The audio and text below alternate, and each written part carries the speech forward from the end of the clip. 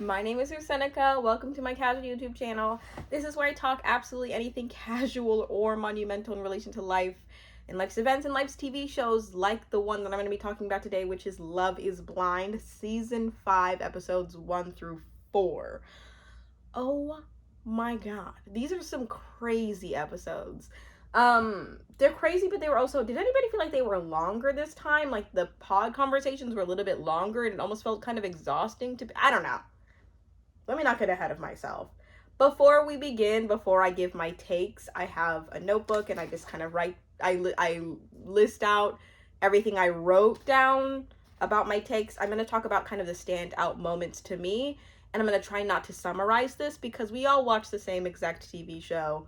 We all know what's up. There's a bunch of other YouTube videos and podcasts that can give you like a summary, but like I don't want to summarize for you because personally I find that I just want to watch other people's takes.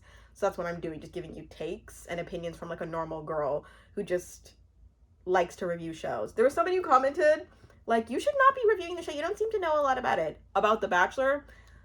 Let me just say, like I said, I'm a normal girl, okay? I just like to watch these shows and then give my opinion. Whether or not you agree with my opinion or whether or not it's the most educated, I'm just a viewer. I really am just a viewer, and I love the show. Okay, so this season is interesting. My opinion about Love is Blind is just, it's, you go into it with a large expectation of like insane optimism, blind optimism, literally blind optimism. And it's not realistic, but they have a decent success rate and it's incredibly entertaining. So we love to see it. I'm just gonna dive into my first couple of notes. Okay, the first note that I wrote is kind of petty.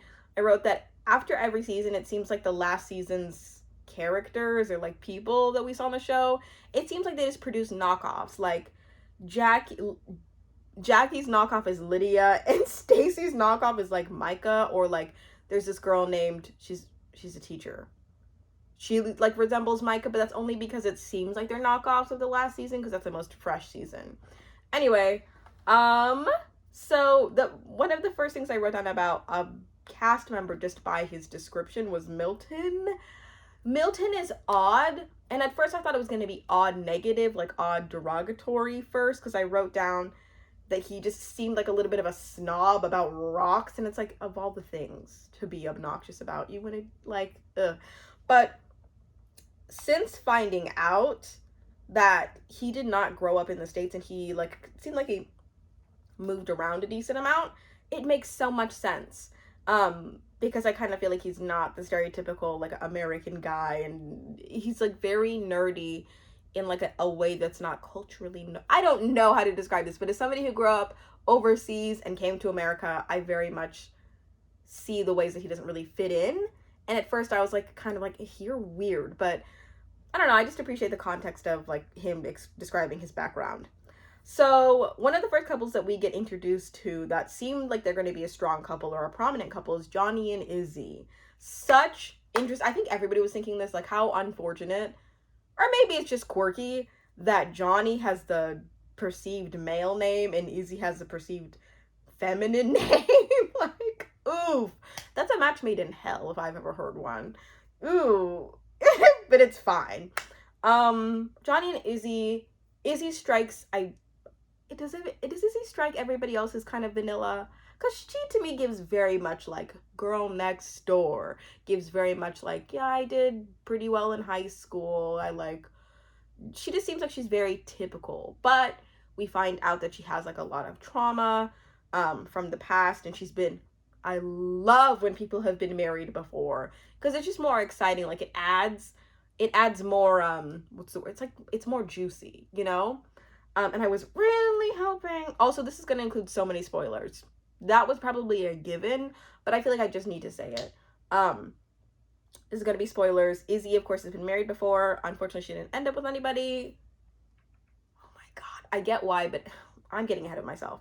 Uche, is it just me or does he look kind of familiar? I don't know if I'm like making that up, but he seems like somebody we've seen. I don't know if I'm making that up or not. Okay. So I think it was Stacy who said like, I'm not sharing anything about who I'm liking in these pods with people. I'm gonna keep myself closed off. And I kind of agree, I feel like in a different way than she views this, because I think she's not willing to open up and be emotionally available because she doesn't want to be hurt or anything, and she likes to be on the shallow level. As somebody who likes to overshare and talk about themselves a lot, I would hate to be in this situation and to share my feelings with other people, and then for them to be sharing like the same exact things about the people that they like in case we like somebody. I don't want to hear what you have to say about somebody that I'm interested in. I would absolutely hate. Me and my husband have been together for 4 years, and even when we first started dating, the idea of like his exes talking to him, the idea of like me talking to somebody who he knew before, so happy he never was like friends, for real friends with like any of his exes, and I would have to be for real friends with them. It just makes me ill, like thinking about sharing my thoughts about somebody else that I'm interested. No, thank you. I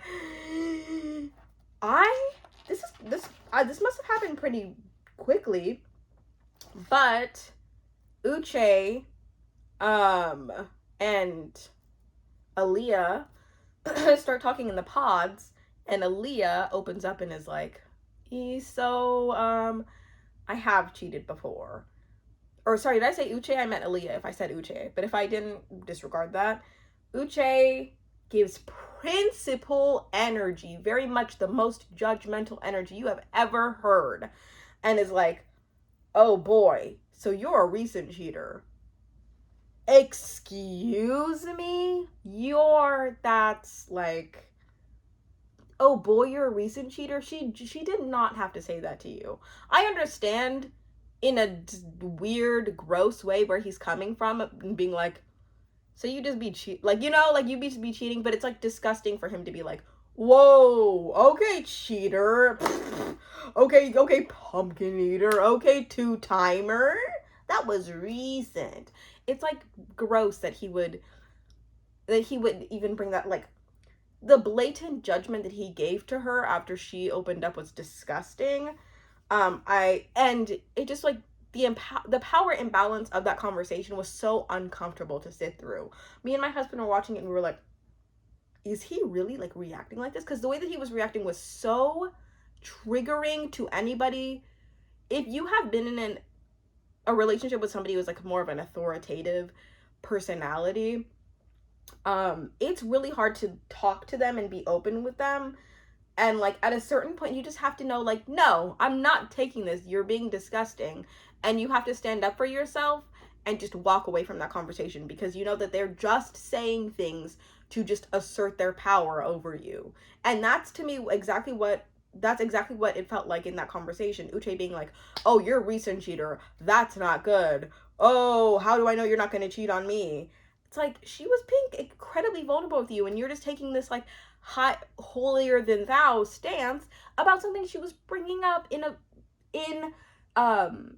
that she didn't have to. Like, she was being very vulnerable. It just made me ill. If I was Aaliyah, I would not have taken it that way, but I do commend her for being more like, no, I don't. I feel bad for her because she was soft and she clearly has feelings for him, but it made me upset because it was like, he's just talking to you in a way that is like very judgy and rude, and I don't. Since that conversation, it felt like the equality in their relationship just went. It's like, no, these people do not, or he does not view her as an equal. He like wants to talk down to her, and I don't like when people do that. It makes me ill. Okay, so the next thing that I have written is that Lydia and Izzy break up, which is crazy now that I wrote that down, because me and my husband watched that like yesterday, the day before. And no, I think that was the day before. No, that was yesterday, because it was Friday and I'm uploading this on Sunday and it's Saturday right now. It's crazy to even imagine that they were together, because now it feels like that was a lifetime ago now that we're on episode 4. Like Lizzie, that would be their couple name, is crazy. Lydia and Izzy, I can't even like picture them. I mean, we will, because we saw a preview of them getting super cozy just with their hands. It does kind of shock me that Izzy like wasn't really super interested in Lydia, but we'll see them getting, I feel like we're gonna see them kind of being like flirtatious. We'll see. I don't know. So then, right after Izzy and Lydia break up, Lydia goes to Milton, which is like, I like Milton now because I kind of feel for him and he's nerdy, and odd in like a weird way, but I don't think that he should be with Lydia at all. And I feel like they only vibe because they're alone. You know? They would not be the first, second, or third choice if they were out in public together at a bar. And we all know it. We all know it. And I do feel bad about that because, like, I don't know. Just feels, I don't know. So then I say that Uche and Aaliyah talk again after they had that conversation about the cheating. And I'm not gonna be like authoritative parental. I'm not gonna try to give authoritative parental speak and be like, Aaliyah should not have done that. If I were in her position, I would not have done that. She needs to respect herself. She needs to stand up. But she do need to stand up. Like, I am not having a conversation with somebody who's that judgmental and that harsh to me after I was just trying to be kind, because it is a precursor, or it's a kind of a preview into what other conflicts look like when that person is not told everything they want to hear. You know? I just hated that they talked it out, and I hated that Uche got to just be like, I didn't mean that. I'm so sorry I made you feel that way. I don't know. It just, excuse me. I'm so sorry. I just feel like he showed who he was, and I think that she was being mature in hearing him out. I do want to give her that at least she wasn't just taking that one interaction being like, you're gone. Because I would, I would. And I don't know which side is better. Being like, listen, you kind of showed me who you were and I just can't. Or if you were like, that's not happening in the future, and you just leave. I don't know which side is better. Personally, there's a lot of merit and value in both. But, I mean, she's gone anyways. So she really doesn't have to deal with it. Also, it's so funny listening to the things that Stacy says because they're so deeply millennial. There was this one time where Stacy and Izzy were playing games, and Stacy was like,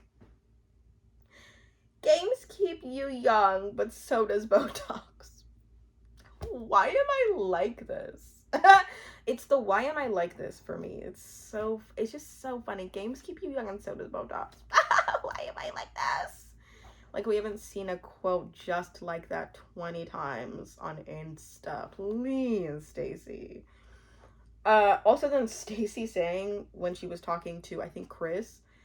Also, I haven't even brought up Chris. I should probably have defined, like, who all these couples were. It's the standout moments. I'm not summarizing everything. Mr. Vanilla, Chris, and Stacy.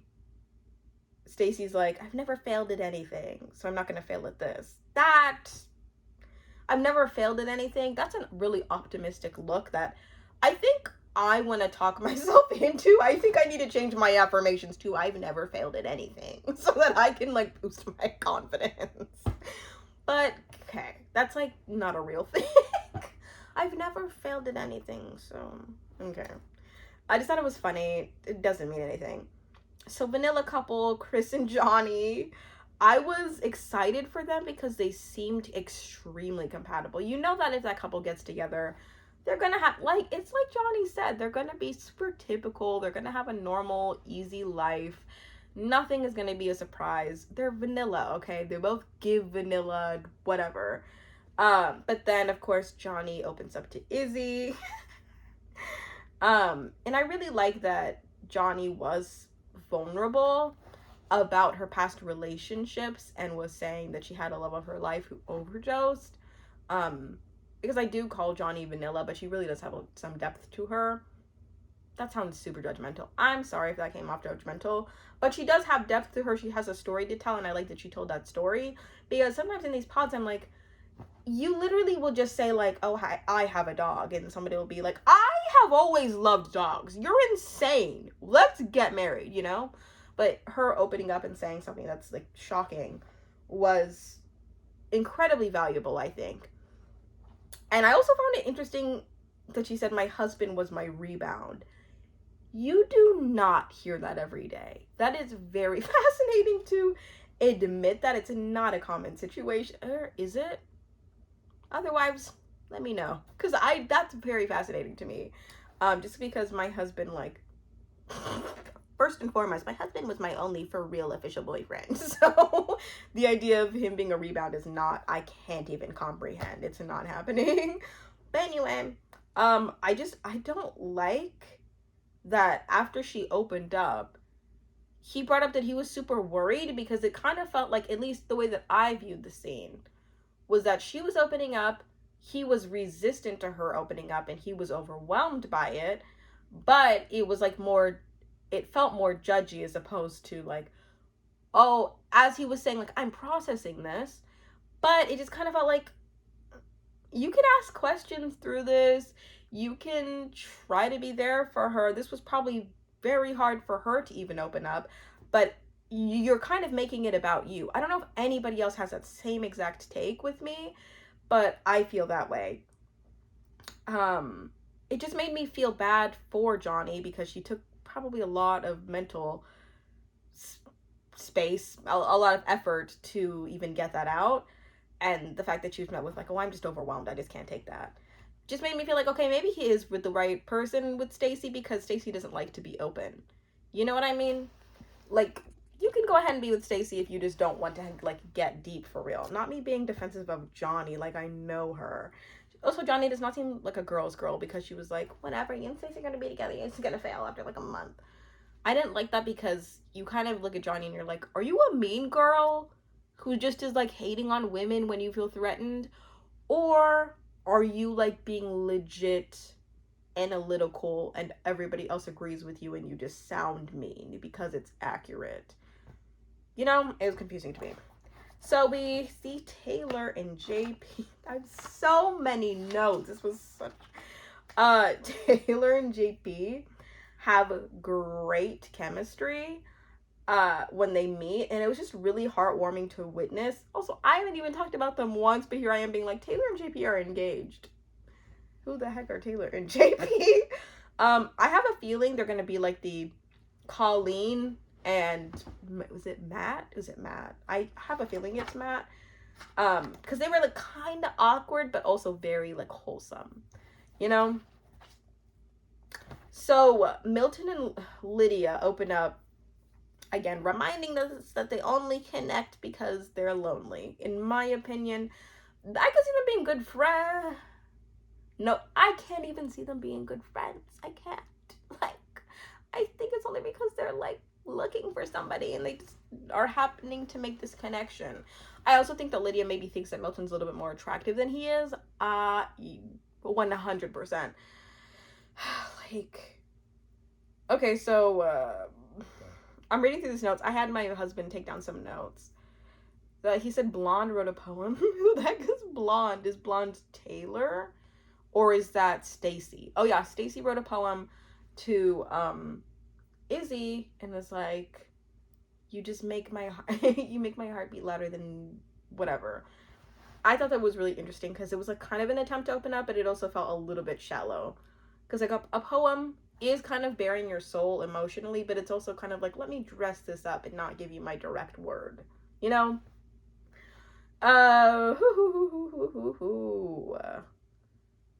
Oh my god, my husband's notes are ridiculous. He wrote that Izzy is a knockoff. I don't want to be inappropriate. I'll say corn star. If you know the one. A knockoff corn star of a certain bald man. Johnny is upset that Izzy turned her down. So like yeah. So we see Johnny get rejected by Izzy, and it was kind of shocking because you were thinking maybe Izzy and Johnny are gonna end up together. Maybe. Because there is the choice of, we're gonna have so much fun, I'm gonna have so much fun with Stacy, she's a cool girl. And then there's kind of like level-headed lawyer Johnny. You know, very interesting. But then Izzy turned her down. And then, but the thing is, Izzy turned her down after Johnny just laid her whole entire heart out there. And she said, you know, Chris is boring, bro. Like, I would have a typical life with him. I could see it. It's just, it's like, I'm not what I want, though. I want you because I want to go for the risk. I want to go for somebody who makes me feel like I'm in love. Chris is just not it for me, and you are. And then, of course, Izzy turns her down, and then she, like, goes to Chris, and she's like, you know, I always go for the risk takers. I've never had stability the way that you give me stability. Like, I need a safe choice. And then they meet up and they're like, huh? That's really fascinating. What the heck? So it's just really weird. Yeah, like that whole situation, I wanted to see her end up with somebody. I really did, because I just want to see how she gels with people. I want to see her in a coupleship. But it doesn't make sense because she's out here kind of flip-flopping, being wishy-washy with people, not giving them the for real of what's going on with her, you know? So then we have Lydia and what's her name? Aaliyah getting closer. And they're very in sync, which doesn't, I mean, I was gonna say it doesn't make sense, but you know, like women, we get really close and we get really affectionate with people, even in a short amount of time. So I could see why they were close. It makes sense, of course, now knowing what I know, why they're close, knowing what I know, knowing what we know as the audience. But you're also kind of like, what? So Lydia, oh, and then it's revealed. Sorry, the note that my husband wrote is not appropriate. He wrote that Lydia dated Uche Coochie. Lydia and Uche Coochie have dated. And basically Aaliyah's not happy about it because it's like, what the heck? Y'all dated? And I just have been best friends with you? And I just didn't know that y'all dated. And then once Uche said that, Uche Coochie, it's like, why was that held back at all? What the heck was that about? I just think that it's really weird how that was like kept. Why wouldn't have they told each other about it earlier? Is it because they're not able to talk about past? What the heck? Why was that kept out, you know? So it has me thinking about Lydia more weird than Uche, because Uche didn't owe like that to Aaliyah, but Lydia kind of did because they're close. They're like besties in these pods. But it also weirds me out whenever Aaliyah and Uche were having Uche Kuche. I need to stop being inappropriate. About how they were having the conversation, and then Aaliyah immediately starts writing for Lydia. It's like, this girl kept that from you this whole time. I feel like you need to give her a little heat. Like, what? In my opinion, I just think that's a little weird. But I don't know. I don't know how the pods operate. Maybe I would be also feeling the same way that Aaliyah does. But also Aaliyah, as my husband says, seems a little doormatish. That's mean. But she seems a little bit people pleasery and a little bit too soft to where even if something did bother her, she's not going to say what's up, you know? And she should. And she should. So it was interesting. That dynamic I want to go even further to, but I also don't want to talk it into, I don't want to beat a dead horse by just reiterating how odd it is that they just didn't mention anything. And that Lydia, I'll get into it more in a second. So Stacy gets engaged to Izzy, and that makes Johnny salty and pushes Johnny into Chris's pod. And they have a little pod session. And Johnny almost starts a little rebound engagement scene. Almost, because she's just lonely, I think. I really do think that's what it is. Because if she watched back what she was saying and then went to go talk to Chris, she would have been like, I don't want him. I don't want him. He just she likes him because he likes her. That's it. But I get it. Like, it's natural. You know, I could see myself being in that situation extremely easily. So then Lydia gets inappropriate. That sounds like a weird word now that I said it twice. With how much she's talked to Uche and how much of their relationship she's sharing with Aaliyah. And it makes Aaliyah uncomfortable, rightfully so. And Aaliyah's like, yeah, thanks, I don't want to hear that. And then Lydia just keeps going. She's like, you want to know what his house looks like? You know that he drives a Tesla? You want to know how much money he makes?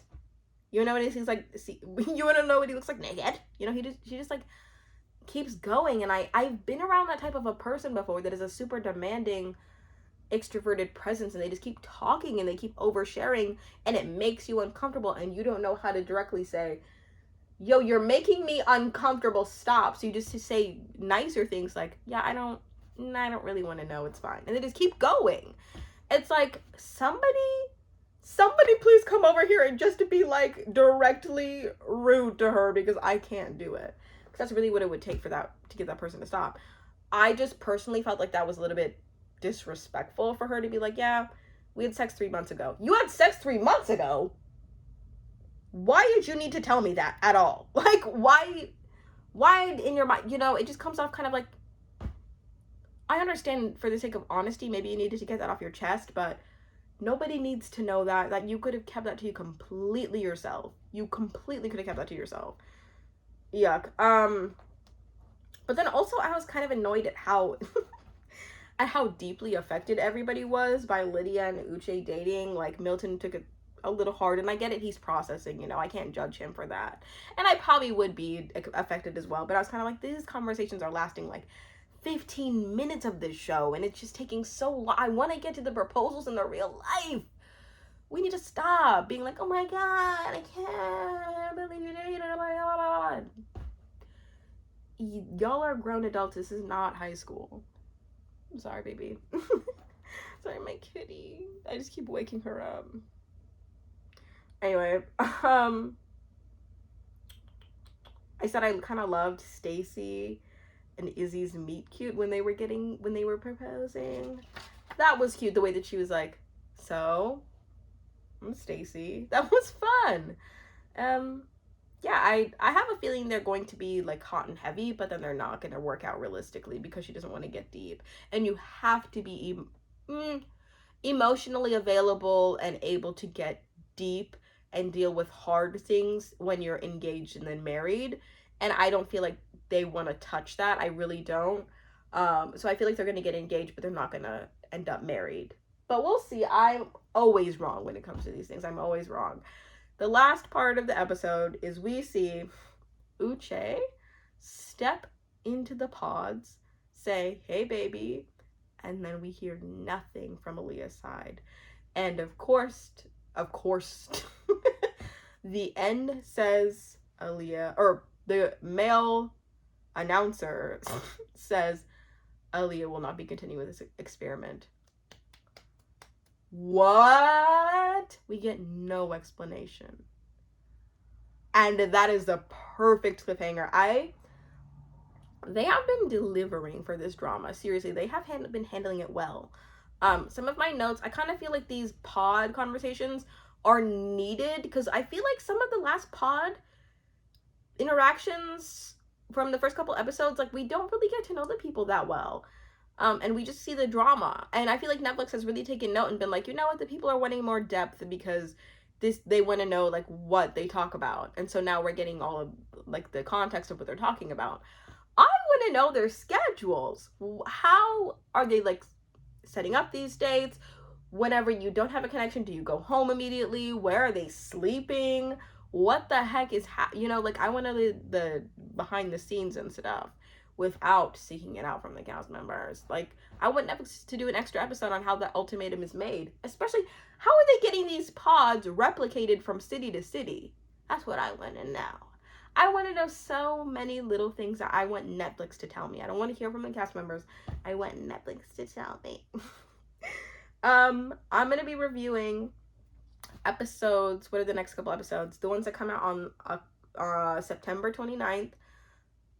On probably, if not the day of, then maybe that Saturday. I'm coming back from a conference on the 29th, so it might be a little bit later. I'm also reviewing The Bachelor and Bachelor in Paradise, on top of getting whatever else videos I've recorded up. So if you want to join, please join the channel. Please let me know what you thought. I love feedback. I love conversation. And yeah, wherever you are, whatever time, wherever you are, whatever you're doing, whoever you are, whatever time of day it is, I hope you have a good morning, afternoon, or night.